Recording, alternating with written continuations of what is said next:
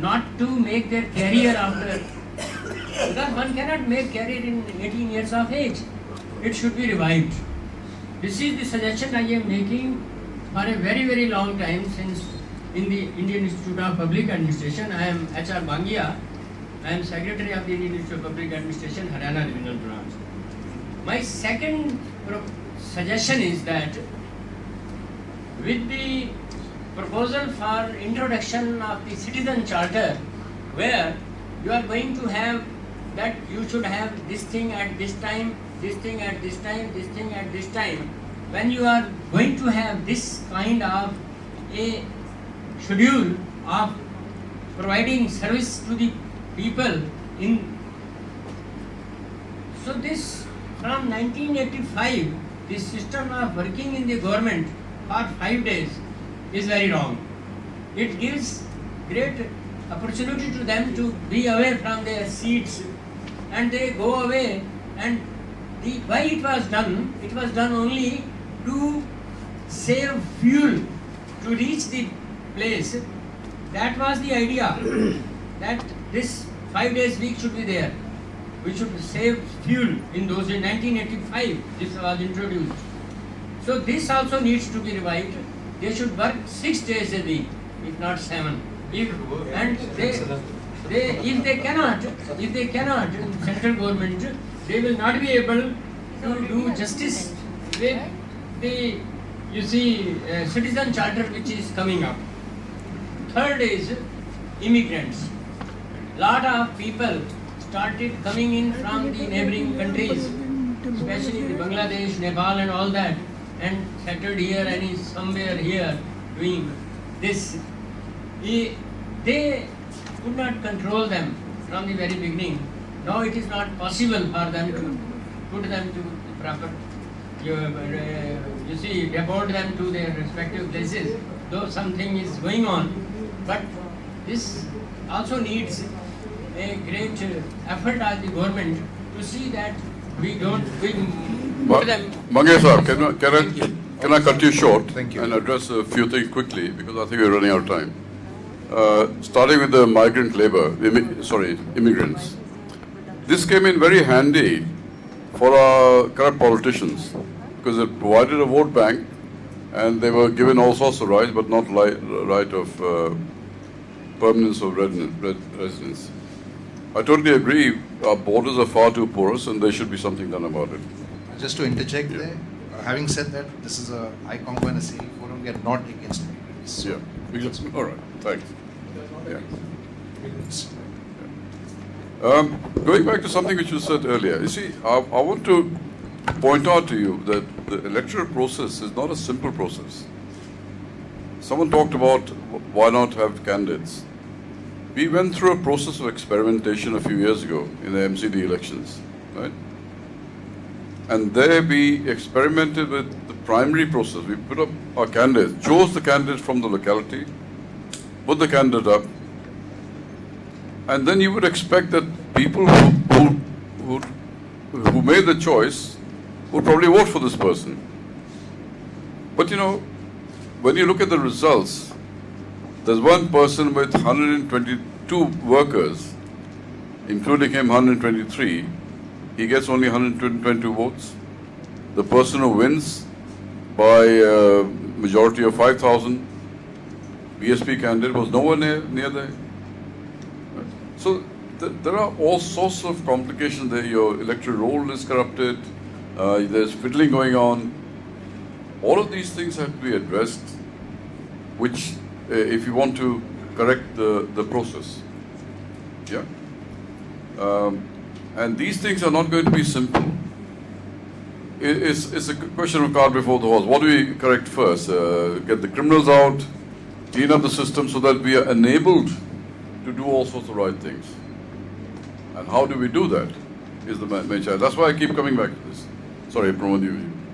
But I have Age limit. the house different things. Let's look at your age limit thing. I mean, I personally don't have a problem with lowering the age limit to 18. Even in colleges, universities, you have voting going on. And see, you PTY and all that.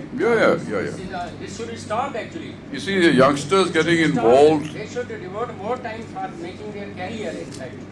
This thing has spoiled. They have given, you see. See, if you want a personal opinion, then I don't see the need to raise it to 21. I would say if they lower it to 18, if this is where it is, fine, that's fine. I want the youngsters to get involved in thinking about governance at a younger age. That awareness.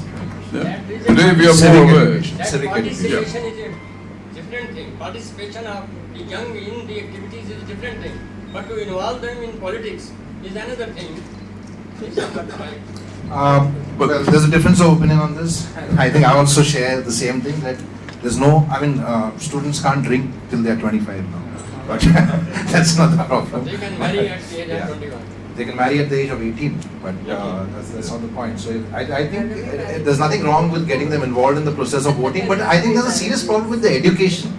You said that the education is being provided to everybody till the age of 14. I think you should go to some government schools and see whether they're really being educated or they're just sitting down there. Yeah. Because none of the teachers are equipped to educate. They're only equipped to apple polish and lick the politicians, whatever. Yeah? So, so that's it. Yeah. So good afternoon. My name is Anthony. I'm from All India Council of Human Rights, Liberty and Social Justice.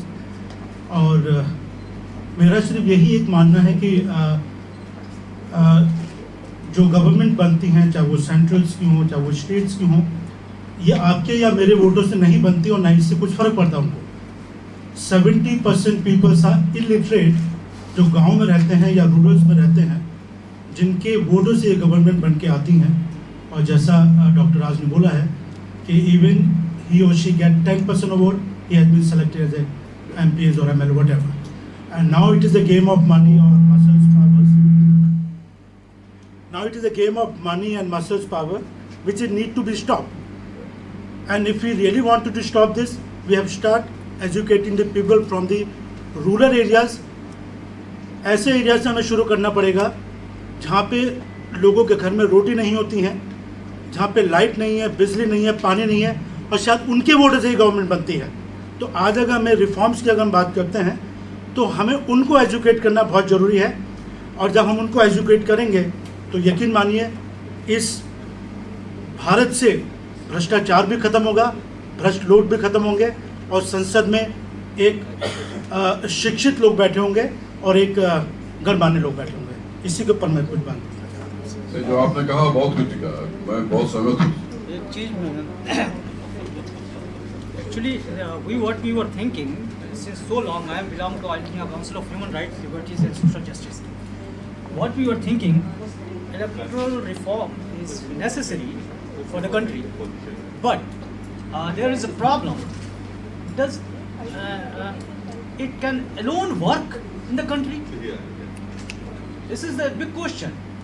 It is only the reform for the politicians, for the member of parliaments, that it is going to resolve the problem in India? This is a big question. So, the corruption is not only in the parliament area, but we have to look around outside of the area. Corruption is from top to bottom. The person who is paying bribe, that is also corrupt. The work which is going to be done by paying bribe is corruption, practice of corruption. These practices has to be somewhere addressed.